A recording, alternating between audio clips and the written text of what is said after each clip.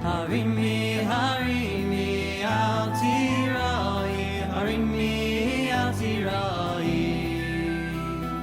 Imri le'arei Yehuda, hinei Elokeichem. Harimi, harimi, al tirai.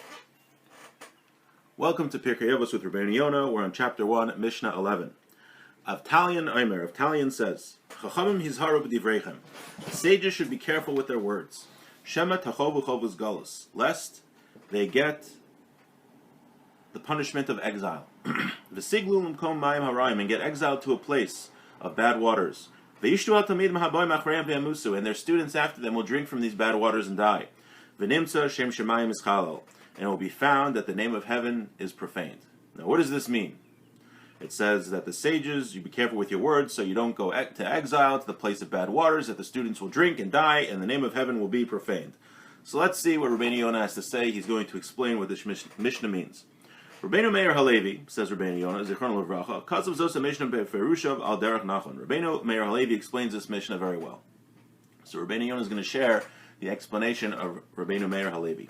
He's haru b'divreichem, the sages should be careful with their words. Levayer divreichem kedei shelo sanichu makom laminim lirdos. They should be careful to explain their words, to clarify what they're saying, so that you don't have a place for heretics. Meaning that heretics, what they like to do, is to take a line, whether it's from the sages or a line from the Torah, and they take it out of context. This is very common.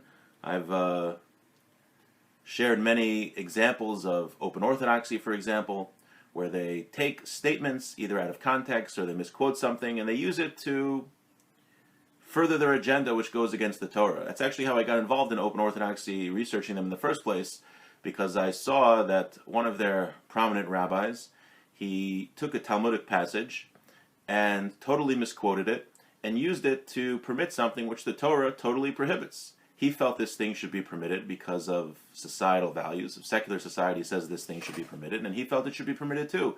So what he did, he totally misquoted, I think it was actually a Tosfos, and it's very common that those movements which want to change Judaism will take things out of context. And unfortunately, unless someone learned in yeshiva, I was very lucky that I learned in yeshiva, I was able to see the trickery that this person employed.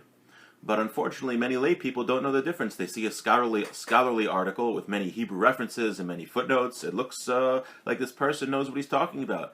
But in fact, they're really just twisting the words to advance their own agenda. And we know that when we learn Torah, we don't go to learn Torah with any personal motivation. We want to know what Hashem says. What is the will of God? That's the only reason we should be learning Torah.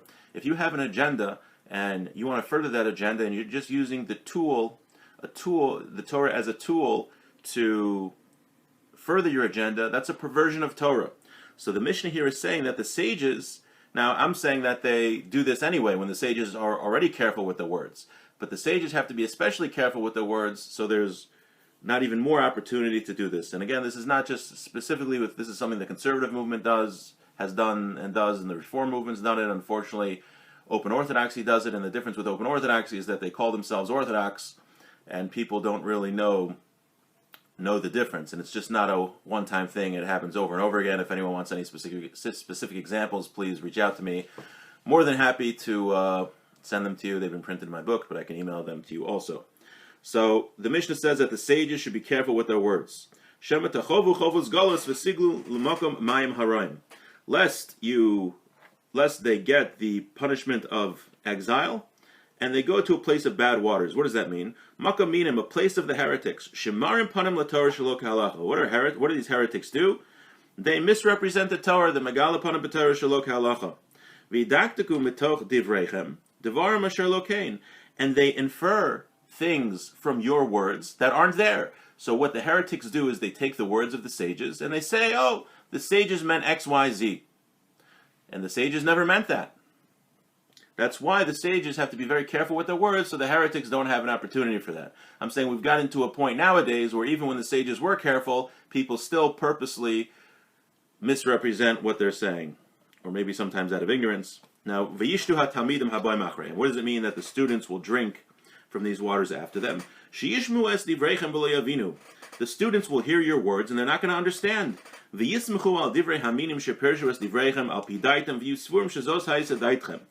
going to happen if the sages don't explain their words well? You'll have your students, and they're not going to understand what you said.